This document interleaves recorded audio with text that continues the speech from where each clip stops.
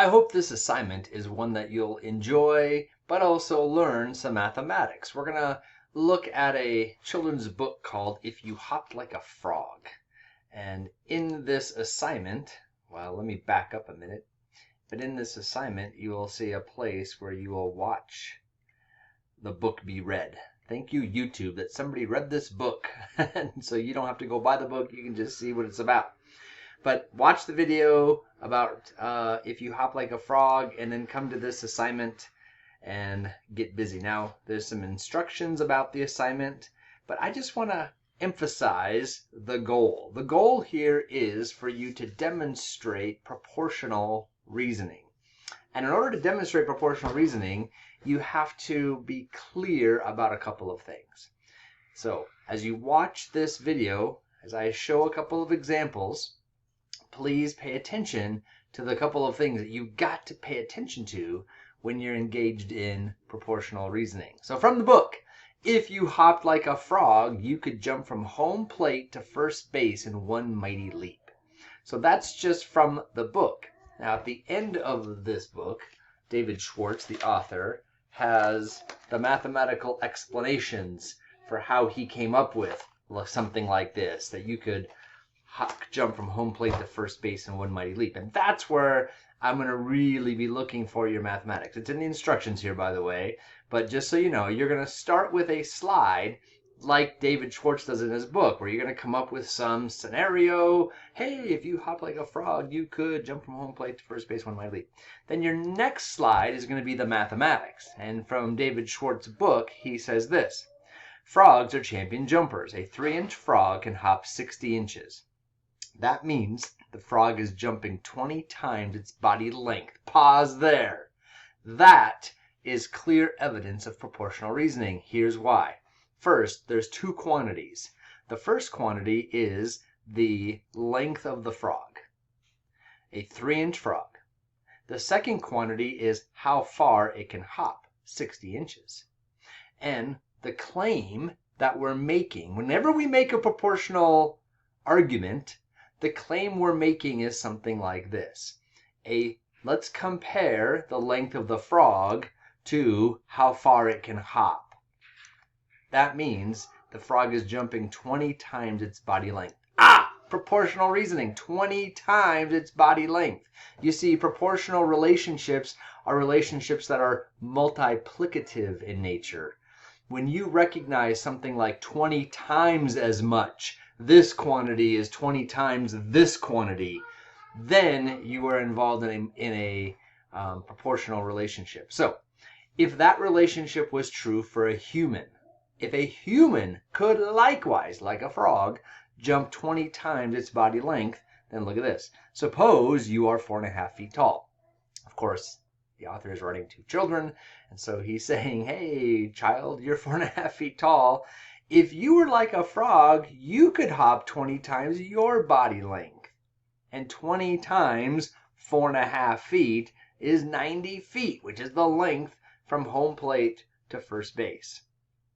So that's what we're looking for here. The couple of things that you should be paying attention to with proportional reasoning is, first, that there's two quantities. In this case, frog length and hopping distance. Those are the two quantities.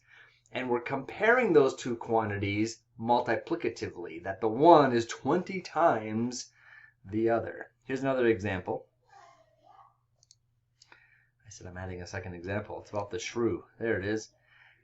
Whoa, there it is. If you ate like a shrew, you could devour over 700 hamburgers in a day. So the first slide is just the claim.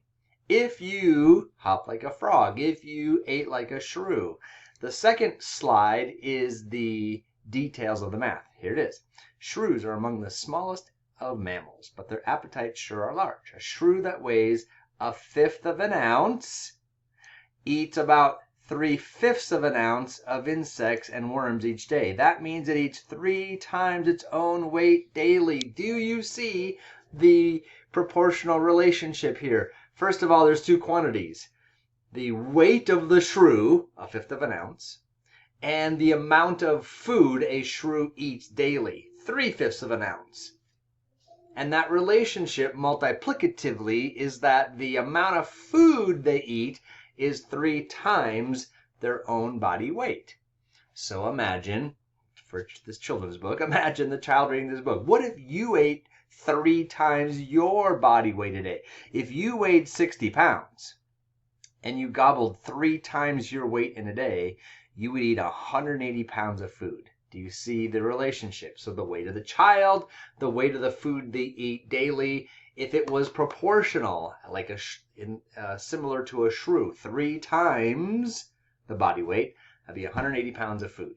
You could leave it at that, but then to make it more relatable, the author said, well, let's see, that's 720 quarter-pound hamburgers, just to kind of bring it maybe more relevant to a child, because they may not know how much food 180 pounds of food is.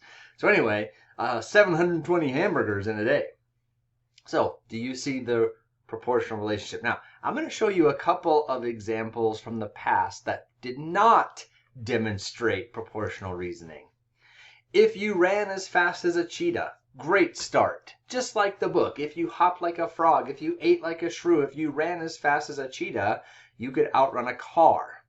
Okay, so in here, if you ran as fast as a cheetah, let's see, a cheetah's running speed is 76 miles per hour. And then they go on and explain if you ran 76 miles per hour, it would take 23 hours to get to Chicago. All right, now here's the problem. What are the two quantities?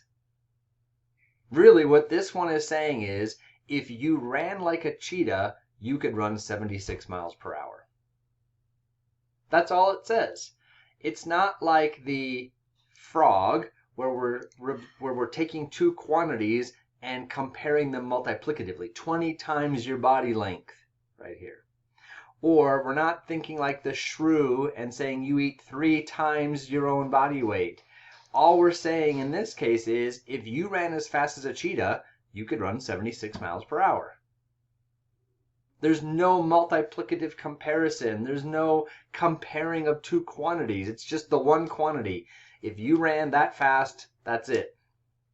Or here's another non-example. If you slept like a koala, great start. Love the context. If you slept like a koala, you would miss out on over 200 extra days out of a year. Love the creativity. I love thinking about koalas because they're cute. But look at the math. Koalas sleep 22 hours a day. So really what this one is saying is, if you slept like a koala, you would sleep 22 hours a day. There's not two quantities. There's not a multiplicative comparison like 20 times or 3 times. It's just, if you slept like a koala, then you would sleep 22 hours a day. And then they go on to kind of expound on that. If you slept 22 hours a day, I guess they didn't show that here. But just be careful that when you're comparing, it has to be the length of the frog, the distance it can hop, the weight of a shrew, and how much food they eat, something like this. So here's one that is a good example. If you are a Cooper hawk, I don't know what a Cooper hawk is, but this student figured it out, I guess. If you were a Cooper hawk, you would eat 8.4 pounds of food each day. That's about 5.5 large pizzas. Let's see the math. A Cooper hawk eats 12% of its body weight. Multiplicative comparison. The weight of the hawk and the amount of food they eat. Then there's a relationship that it's 12%, and a percentage comparison is a relative comparison relative to the weight of the hawk, and so is multiplicative. You would have to find 12% of the weight of the hawk.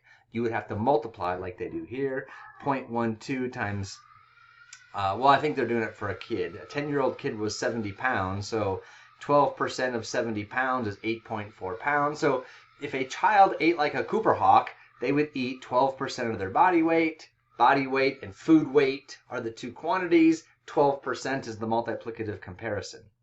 And then just, again, to make it fun, kind of like the hamburgers and the shrew, that would be just a large pizza weighs 1.5 pounds, and that would be like 5.5-ish pizzas a day.